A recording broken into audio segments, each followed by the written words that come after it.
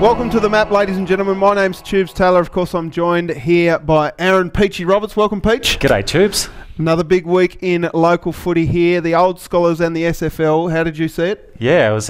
We saw a game in Southern Tassie which was wet and boggy, and another one which was pristine, but it's getting tough and really tight late in the season. It certainly was. We'll go to the Old Scholars results right now. It, of course, was Richmond over St Virgil's by a lot. Dosa defeated OHA by 11 points over there at OHA. And Hutchins defeated Uni in the Southie Palfreyman Cup by 18 points. And we're joined today in the studio by Lions legend Claude Alcorso. Welcome, Claude. Cheers. Thanks, Tubes. Thanks, Pete. Great to have you here, mate. How did you see the game on the weekend? Yeah, look, it was impressive from our end, as you probably know, and as the ladder shows, we've been fairly inconsistent. Haven't been able to get the players on the park that we've needed, and often enough, so it's a bit of reward for effort, I think. Battle of 7005, they call it. This one was particularly important because, I think they say. Whatever they call Pride it. of the 7005. Southie Palfreyman Cup this time, mate. You've defeated them twice by a point earlier in the season, but the Southie Palfreyman Cup is the last round between these two sides every year. Yep. How important was it for you guys to get over the line here? Yeah, it was massively important. Not only did we have a major sponsor day at the club with a lot of old boys, a lot of club legends, but we also had Stuart Palfreyman speak to us before the game, and the passion that came out of him and the rise that all of us got, seeing how much it meant to him. It was pretty special. And we might just take a look at the highlights now, Claude, because it was a really great game of footy. I think it was probably the most disciplined I've seen the Lions play this year. Yep. Yeah, it certainly was. That's probably been a problem of ours, both on and off the field a lot of the time, but we were supremely focused. We're about to see a tackle here laid by Matty Wright, one of my favourite players at the Lions, just right there. He's been missing for a couple of weeks because he's been overseas. How important is he to the structure of your footy club? 2010 Bull is wow. Hugely... What's the history behind that nickname? Look... I probably can't say it. No, it's okay. No. We'll go back, but he's an important part of your footy club, considering you've got Hay, De Boer, Jubb out this year, but you're also missing players from last year like Matt Wilson and Snoop Horse, Heron. Yeah, so a couple of blokes out. He's really important to your structure though, Matty, right? Yeah, I think on the weekend and when we've struggled is we've played a lot of players out of position. So on the weekend, getting players back, such as Matthew Wright, we were able to play them in their natural positions. He gives us width, he gives us strength on the outside, and gives us that class. And obviously, we got the result from it on the weekend. We just saw Murphy Cohen. He kicked a few goals on the weekend. Yeah. Is he the sort of main target up forward, sort of next to Mitch? Yeah. Our forward line is really strong. We have Declan that plays a high role. We have Luke, who is really great with his body work and is a fierce competitor. And then obviously Mitch is our deep option. Very deep generally. Yeah. He doesn't leave the goal square often, but you know where it's going if it does. Is he injured? Get down there. Mitch Williamson? Has he got a niggling injury that's keeping him down there, or is he fully fit? He's I wouldn't say he's fully fit, no. But he's a competitor and gets up every week. And a lot of our boys are playing sore at the moment as we've been low on numbers and we haven't had the option to rest players or maintain players if they needed it. Now, I've been really impressed with the work of Noy, Lister and Franks. Franks has kicked a few goals in the last couple of weeks. He was pretty quiet on the weekend. But Triffett, Murphy Cohen, really important targets for you. But I was very impressed with McShane on the weekend. I thought he was terrific. Yeah, and the role he played on the weekend, the role he has been playing, spectators, other coaches won't recognise it and won't see the mountain of work he does, but he'd be doing 20, 30 hit-up leads, giving us an option. When we're missing the kick to him, he's picking it cleanly off the ground and feeding out to our runners. So the mountain of work that he does was allowing us to do it. Now what's going on here, Claude? You're on the screen right now. Claude, is it? Yeah, look, I think I was just saying to the coaching staff to try and get the shadow away from me that was on there on the weekend. You did have a shadow on the weekend. Nick Grubb was running with you. He did a reasonable job on you. Relatively quiet for your usual high standards. Yeah, he did do a really good job. But it's a 4-quarter game. Still the points are all We've got that a cliche out there. Claude, Yeah. just you said before that you've been a little bit inconsistent for your injuries, but I mean that's every team, injury-wise. Yep. You're 2 games in percentage out. You're still hopeful Hutchins can do something towards the end of the year? Yeah, And you got Richmond twice too. Yeah. I think. Why couldn't we? We did it last year. Teams have done it in the past. You can't do it if it's statistically not possible. Which if you don't win on the weekend, it nearly becomes impossible. Yeah, absolutely. We know that. We've changed a few things structurally. We've focused on a few points where we think we need to improve to get the win. And what are those? What are those couple of points that sort of make your team consistent? Yeah, I think holding our width on the outside with our wingers. We obviously have a really strong on-ball group, really strong forward line, and a really attacking back line. But I think we were getting lost a lot of the time, so we worked really hard on that last week. Obviously playing some players back in their natural positions. Lewis Franks off the half-back, Hugh Jarman on the half-back, although young and raw, gave us that element of run. And I think our best is better than anyone, and I think we have more weapons than the other teams in the comp, and more confidence too. That's a big call, Claude, because you've lost some important games by big margins in the past. But you think that your talent on the park matches it with any club? I do, and it's about getting them on the park and playing on the same page.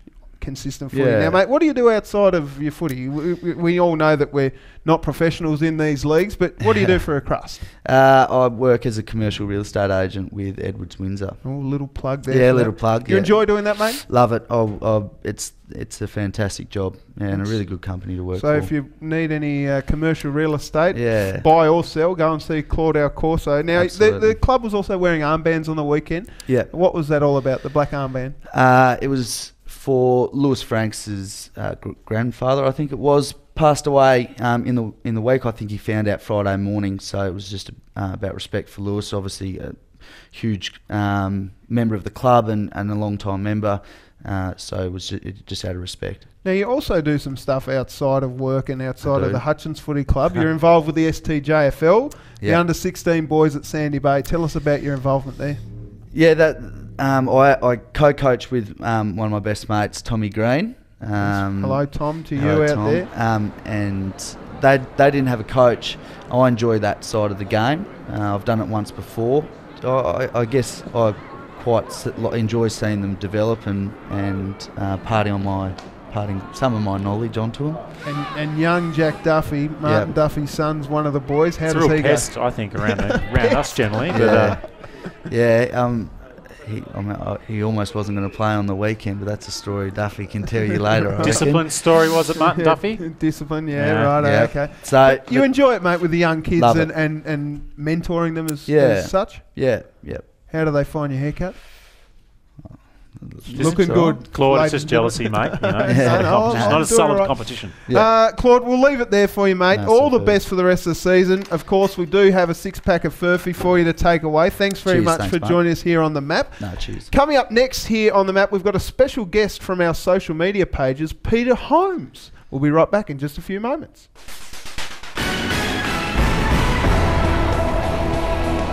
G'day everyone, we've got a special guest here on The Map, a man who has a phenomenal knowledge of local football grounds. Pete Holmes, welcome to The Map, mate. Thanks for having me, mate. Now Pete, we've been putting some social media pics that I take as I travel around for work. You've been getting them every time, you got the toughest one on the weekend. What's the history and passion for local football grounds for you? I think it's just because I grew up in the country. I'm a country boy, grew up on a farm and I played a bit of country football, and when I was a kid we always used to travel around a fair bit with my mum and dad, and we always just I'd always say, oh, can we go to a town? I'd say, oh, can we call in and see the footy ground? I think my dad used to get a bit sick of it, but yeah. Yeah, well, we're on North Hobart Oval. Do you reckon this is the best ground in Tasmania? Yeah, it's sort of got a lot of history with it, and sort of, it's not, it always used to be the home of football. And what's your favourite memory of this ground? Oh, probably when I was a kid, used to come and watch the grand finals, yeah. Can you remember one specifically grand final? Probably the 1986 grand final, Sandy Bay. Yep. And Glenorchy, a bit of a start at with Ambrose and McDonald, I think it was. Well, the ground's changed a lot. Now, you played a bit of football in the country. What's your history there? I just played mainly up in the Oatlands district. I played for Woodsdale, Bothwell, Tunnock, and I had a year at Kempton. And what about those grounds? Which was the most unique ground out of those grounds in the ODFA? Probably Woodsdale, I reckon. And Woodsdale's kind of down in the valley, sometimes has snow on it, and it's got a massive big fire in the sheds, doesn't it? It's nice after a cold night out training to go and have a couple of nice cold beers by the warm fire. Now, we were chatting earlier, Pete, and you were saying that you love your local football, which we love our local football here on the map. Who are your favourite teams in the Southern Football League and the Old Scholars? Probably in the SFL, I suppose, coming from the Don Valley, it'd probably have to be New Norfolk. Do you reckon they can make the finals? They've lost a lot of players this year, so it'd be a bit hard. And I sort of have a bit of a following for Hobart, because my partner's brother used to play for Hobart. Yeah. And what about in the Old Scholars? You've been seeing a little bit of Old Scholars football? I live in Gilston Bay, so I probably follow OHA a little bit. Yeah. Fantastic. Now, Pete, the toughest ground, I was going through my head which ground I'd throw up, and I threw up Sidmouth Football Ground. Most people that don't know where Sidmouth is, it's a beautiful little country town in the northern part of the Tamar. They used to have a footy team. I think the football team folded in the late 50s, so if anyone else knows information about the Sidmouth Football Club, let us know. But you picked that ground, but I gave a little bit of extra information that did help. Yeah. What was that? The 9 premierships. 9 premierships. In a row too. In a row in the 30s for the Sidmouth Football Club. Pretty phenomenal. I'm not sure any other team has managed that in Tasmania. What's the plans? You're going to see some more football games over the next few weeks, Pete? Yeah, I reckon I will. I've got a young son, so we usually go down and watch OHA or go and watch Lindisfarne occasionally, or sometimes I go up to the Oatlands district. Yeah. Well, mate, it's been fantastic. Now, we promised on social media that you would get a slab of refreshing Furphy ale, mate, and here it is here. Congratulations, Pete. You've nailed our comp, and a man who knows so much about football in Tasmania. Thanks very much, fellas. There we go. Pete Holmes here on the map, chatting a little bit about local football and the passion of probably Pete and I loving our local country football grounds, and we'll head back to the tubes in the studio.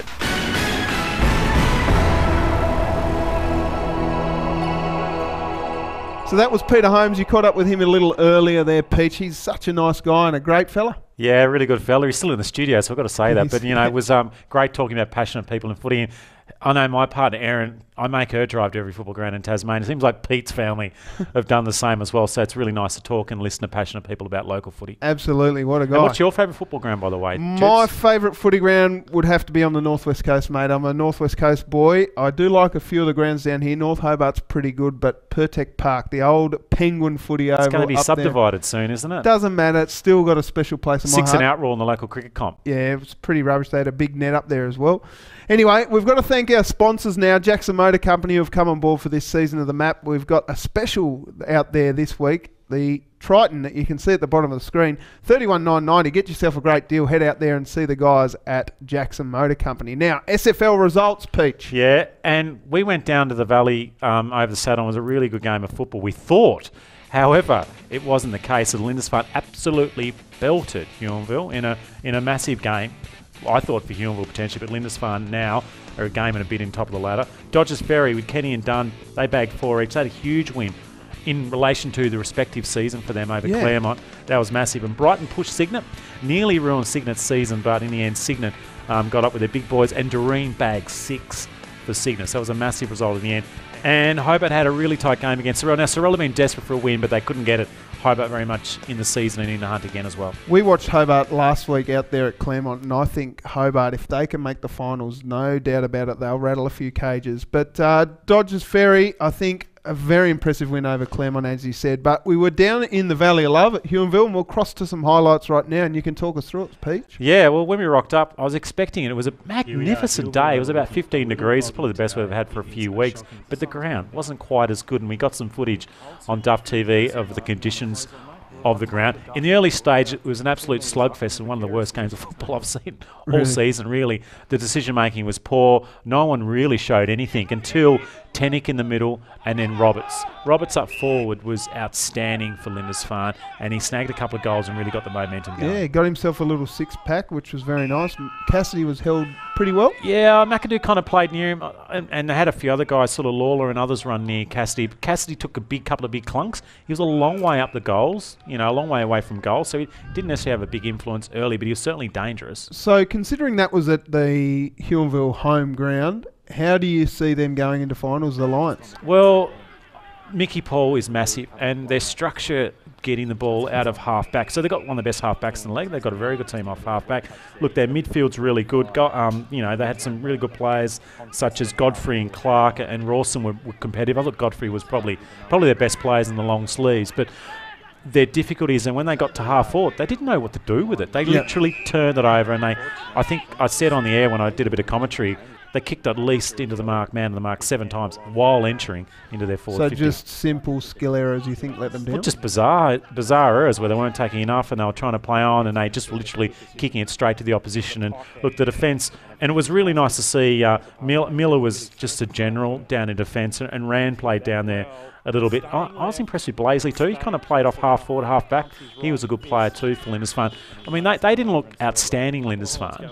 But Huonville, I think, literally, if you looked at possession-wise, it was probably actually even for possessions, but literally in the day, it was decision-making from Huonville. Really I'm sure that Coach Nick Doyle will have his boys fired up and ready to go after a loss like that, particularly leading into finals. So we'll see how they go in the next few weeks, the Lions. Absolutely. Moving on to SFLW results. We've got Claremont big winners over the Tigers, Lindisfarne Blues again over the Port, University smashed New Norfolk, and the Lauderdale Bombers and the South East Suns had a very tight match down there. So the South East Suns just running over the top. Onto the ladder for SFLW. It's the Suns in top, followed by the Lindisfarne Blues, Claremont and the Lauderdale Bombers and the North Hobart Demons round out the 5. So speaking of SFLW, Peach, on the 12th of August, Duff TV is going to be live streaming 4 games of SFLW at the Gala Day. So teams out there, Duff TV is going to be in touch with you very, very soon. So make sure you tune in to Duff TV for that. Now, next week, Peach, the Old Scholars Football Association, it is OHA versus St Virgil's, where we will be. The map will be there. Dosa versus Hutchins in a must-win for Hutchins. It's a huge game. And University and Richmond at University. For the SFL? Well, there's 2 really massive games, Huonville and Hobart, and Lindisfarne and Cygnet. They're the 2 games where teams are competing for each other. New Norfolk play Brighton and Sorell and Dodgers Ferry, and we're going to head down to Pembroke Park for the Sorell versus Dodgers Ferry game. That will be a very, very big match. In the SFLW, it's the Lindisfarne Blues taking on New Norfolk, the Tigers take on the Bombers, the Demons and University with 3 byes. Port, Claremont and the Suns have a bye altogether. All right, that's it now for the map this week. Peach, thanks so much for being here. Thanks, Tubes. Thanks to Claude Alcorso and Peter Holmes for coming in, and of course our sponsors. My name's Tubes Taylor. Until next week, we'll see you here on the map. Here we are, Huonville Oval, looking a little boggy today. It is a shocking day for the Lions. I'm very hopeful that they had a chance to maybe push towards a top 2 spot, but it's a dirty day for them at the moment. They are down by close to 8 goals here at 3/4 time. Yeah, we're just in front of the club rooms here, the change rooms here at Huonville Oval. There's a certain word to describe. I'm not really sure. They're archaic. They're a mystery.